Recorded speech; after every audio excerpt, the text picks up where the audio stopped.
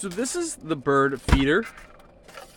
You have your camera in the front. Make sure you peel off the plastic from the front lens. This is where the bird seed's gonna go, and you're gonna plug this in as well. So this and your TF card, your memory card is gonna go in here. So you just pop this open, plug this in, and then on the back, this is where your solar panel and antenna is gonna connect to.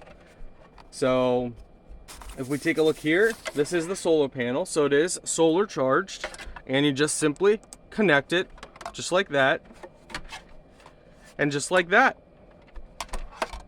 You'll probably have your reset in your button inside here as well.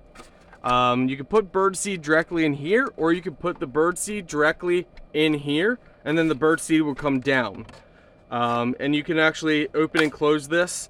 So if you want to limit how much the birds can eat, you can go ahead and put this on, and basically that just blocks the food that you put inside here, and it just limits, you know, how much the birds can eat.